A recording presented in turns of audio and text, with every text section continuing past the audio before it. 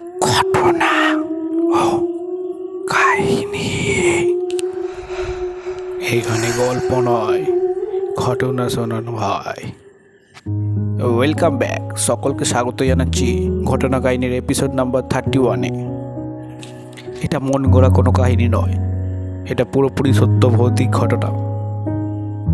আজকের ঘটনাটা আমরা সংগ্রহিত করেছি জিমেল থেকে। জিমেল বক্সে আমাদের পাঠিয়েছে, তার নামটা কিছু কারণের জন্য গোপন রাখতে হচ্ছে। এবং আজকের ঘটনাটির নাম হলো ভয়ঙ্কর লাশ।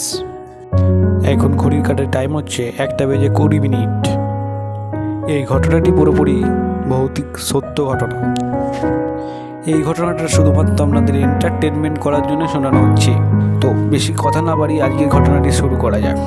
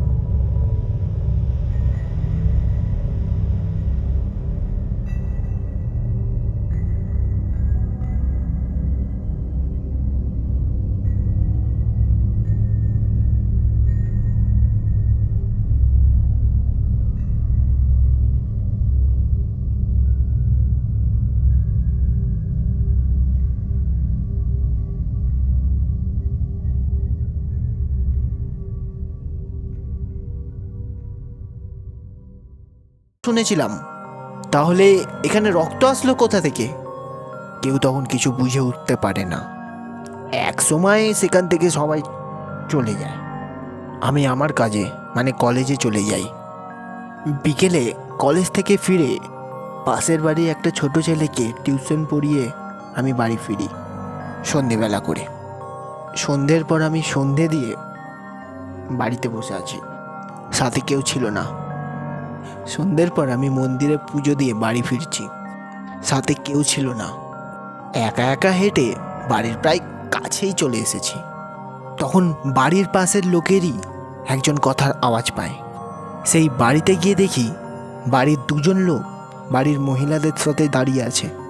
আমি সেখানে যাওয়ার পর পাশের বাড়ির মহিলাটি বলে সে নাকি তাদের বাড়ির পাশে একটা লাশ দেখেছিল রাতের বেলায়। সেটা নিয়েই তারা এখন আলোচনা করছে। আমি আবার এইসব বিশ্বাস করি না, তাই তাদের কথায় কান না দিয়ে সেখান থেকে আমি চলে আসি। রাতের বেলায় ঘুমিয়ে আছি, হঠাৎ আমার ঘুমটা ভেঙে যায়। আমি জেগে শুনতে পাই আমার রুমের বাইরে আবার কিছু একটা শব্দ করছে। মনে হচ্ছে আমার ঘরের সামনে দিয়ে কেউ একটা কিছু যেন টেনে নিয়ে যাচ্ছে। কৌতূহলবশত আমি ঘরের বাইরে তাকিয়ে দেখি বাইরের একটা লোক টেনে কিছু একটা আমাদের পুকুর পাড়ের দিকে নিয়ে যাচ্ছে। আমি একটা টর্চ হাতে নিয়ে দরজা খুলে বাইরের দিকে বের হই। আরেকটু সামনে এগোতে দেখতে পাই মাটিতে একটা লাশ পড়ে আছে। লাশটি দেখে আমি অনেকটা ভয় পেয়ে দৌড়ে রুমে চলে আসি। আমার খুব ভয় লাগছে, কেউ যেন একজন এইমাত্র আমার রুমের সামনে দিয়ে লাশটিকে টেনে সেখানে নিয়ে গেছে।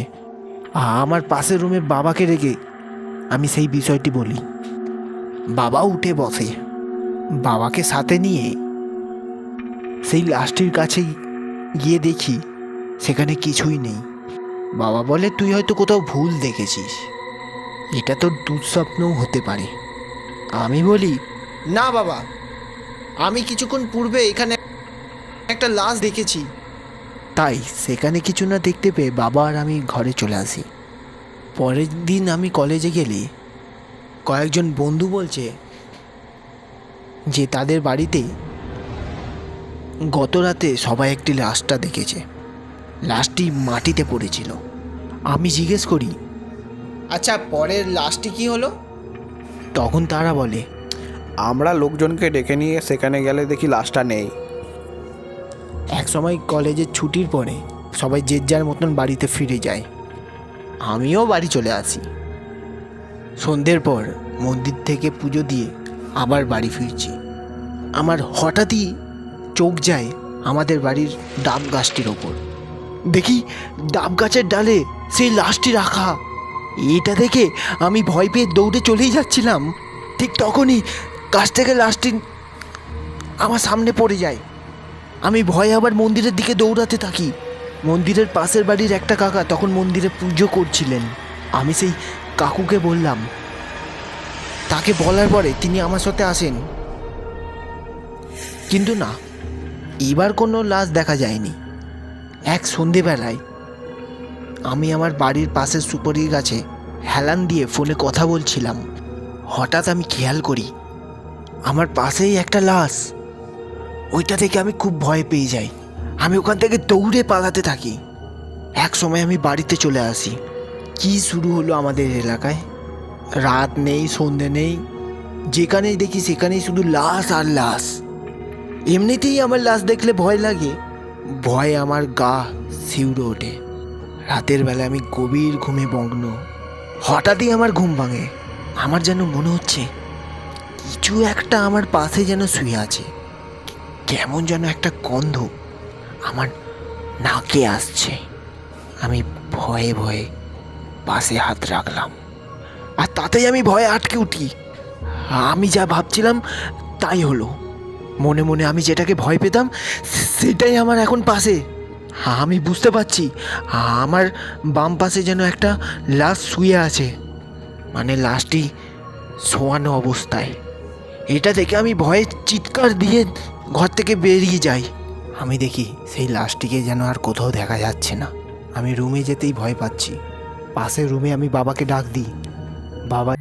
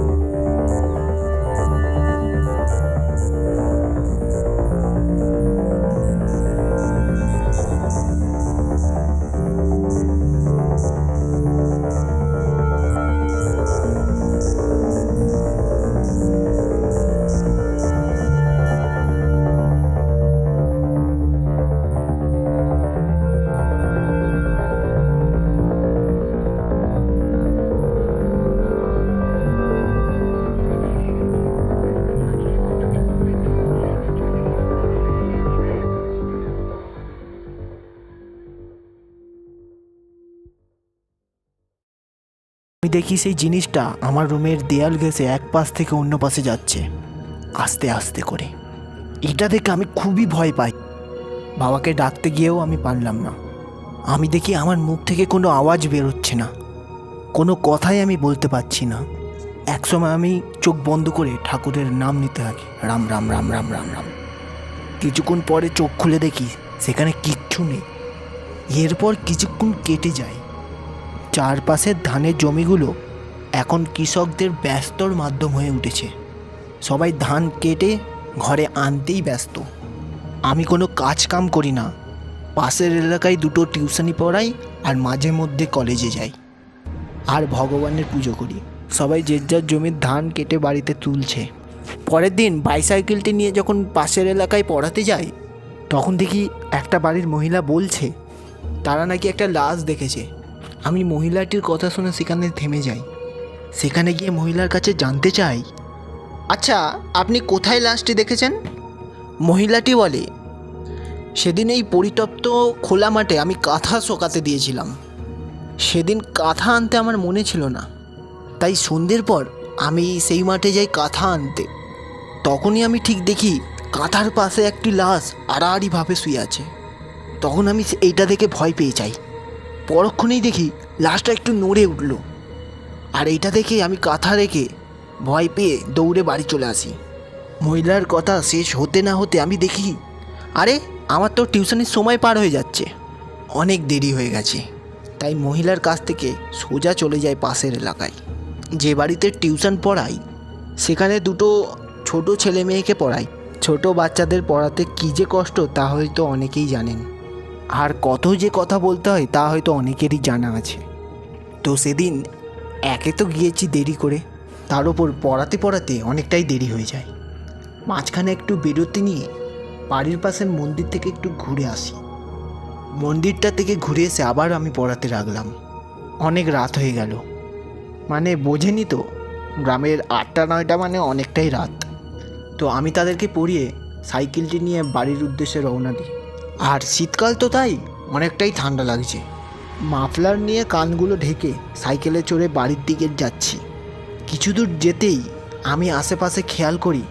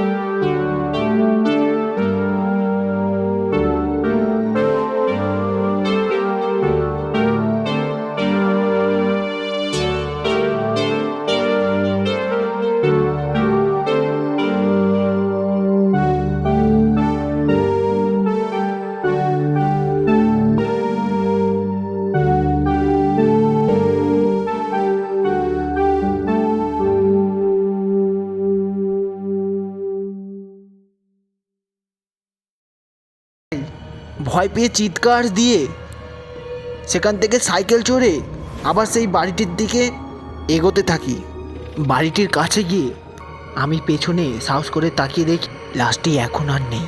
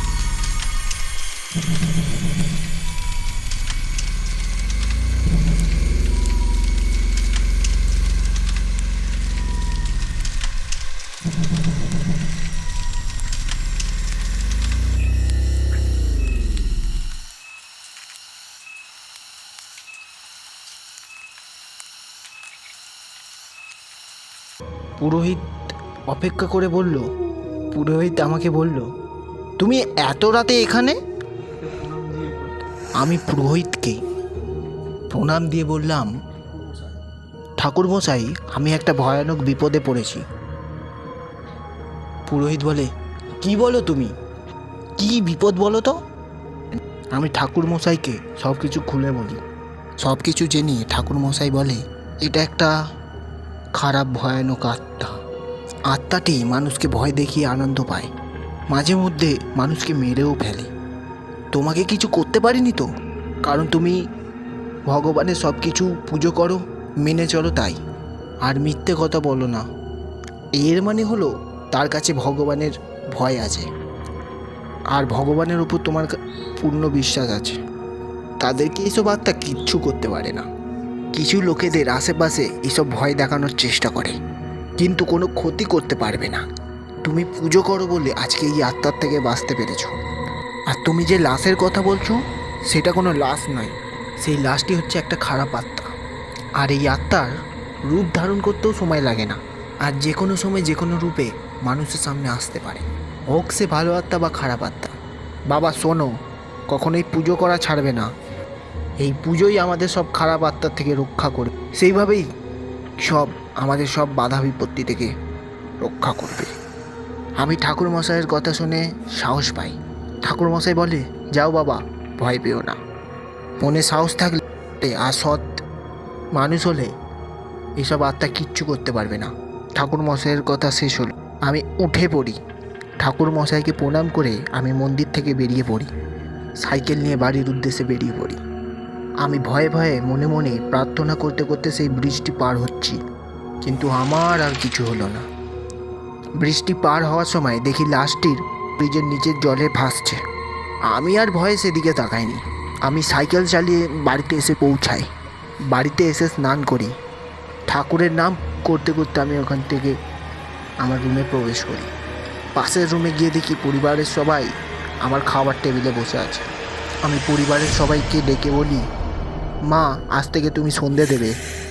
বাবাকেও পুজো দেওয়ার কথা বললাম। খাওয়ার খেতে বসে আমার ছোট্ট মিষ্টি বোনটি বলে ওঠে, দাদা, আমিও কি কাল থেকে পুজো করব? যার বয়স কেবল 4 বছর হলো। আমি আমার মিষ্টি বোনের কথা শুনে বলি, ওরে আমার বনুটা, খাও এখন। ঠাকুরের পুজো মানুষকে পাপ ও বাধা থেকে বিরত রাখে। তাই আমরা ওপরওয়ালা বা ভগবানকে যদি বিশ্বাস না করি, তাহলে আজ থেকে সবাই বিশ্বাস করা শুরু করব এবং ঠাকুরের প্রার্থনা করে প্রত্যেকটা কাজে এগিয়ে যাব। আজকের ঘটনাটি আপনাদের কাছে কেমন লেগেছে তা অবশ্যই কমেন্ট করে জানাবেন। আজকের ঘটনাটি এখানেই সমাপ্ত হলো।